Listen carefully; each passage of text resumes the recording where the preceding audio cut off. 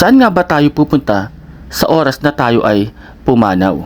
Merong tatlong paniniwala tungkol sa katanungang ito. Ang unang paniniwala ay yung tinatawag na cessation.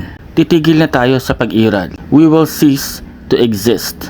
Yan yung cessation. Ibig sabihin, after ng kamatayan, walang afterlife. Walang impyerno, walang langit. Wala, mawawala lang tayo. Karaniwang pinangahawakan ang paniniwalang ito ng mga atheist or ng paniniwalang atheism. Ang mga atheist ay mga grupo ng mga tao na hindi naniniwala sa Diyos.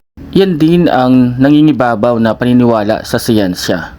Ayon sa siyensya or science, wala pang ebidensya na nagpapatunay na mayroong afterlife. Pangalawang paniniwala ay ang tinatawag na reincarnation. Ang reincarnation, ito yung paniniwala ng mga relihiyong Buddhism at Hinduism. Ayon sa kanila, matapos nating pumanaw, ay isisilang ulit tayo sa panibagong buhay. Depende kung paano tayo namuhay sa ating past life. Ito yung tinatawag na karma. Ayon din sa paniniwalang ito, kapag ikaw ay isinilang, maaring hindi ka na maging tao. Maaring isilang ka na bilang hayop, insekto, isda, ibon, o tao uli. Depende rin sa kung paano ka namuhay sa past life mo. Maaring sa panibagong buhay, ikaw na isang mayaman or mahirap. Depende nga sa kung ano ka sa iyong past life. Yan yung reincarnation. Ang pangatlo at isa sa pinaka-popular ay ang paniniwala sa heaven or hell. Ang paniniwala sa heaven or hell ay pinangahawakan ng Abrahamic religions. Ito ay ang Judaism, Christianity at ang Islam. Ayon sa paniniwalang ito, depende sa kung ano ang iyong ginawa sa buhay na ito o paniniwala. Yun ang magde-decide kung saan ka mapupunta.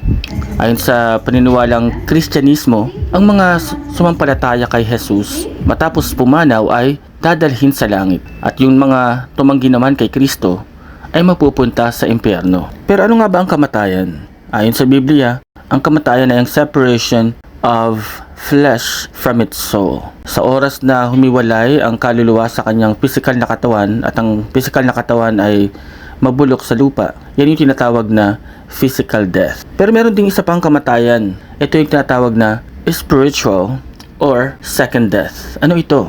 Ito yung eternal separation ng iyong kaluluwa mula sa Diyos. Second death kasi mangyayari lang ito after ng physical death or ng first death. Ang mga tao na hindi tumanggap kay Kristo ay dadalhin sa impyerno. At doon ay walang hanggang mahihiwalay at malalayo sa Diyos at sa kanyang mga pangako.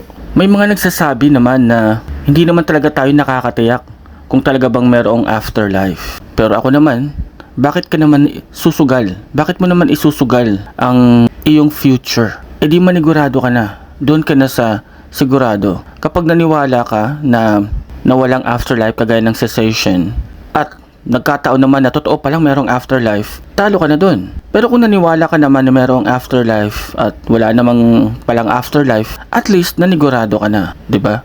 Sabi nga sa Philippians chapter 3 verse 20, "But our citizenship is in heaven. We eagerly await a Savior, the Lord Jesus Christ, who will transform our body to be like His glorious body by the power that even enables Him to subject all things to Himself." Ayon nga sa talatang ito, ang mga mananampalataya ni Kristo ay mga mamamayan ng langit, citizen of heaven. Lahat ng mga mananampalataya ni Kristo ay makakaasa na sa kabilang buhay, tayo ay mapupunta sa langit. Tayo ay magiging mamamayan or citizen ng langit. At doon ay tatanggapin ang walang hanggang pagpapala or eternal reward from our God the Creator. So ikaw, ano ang paniniwalaan mo? Nasa iyo ang pagpapasya.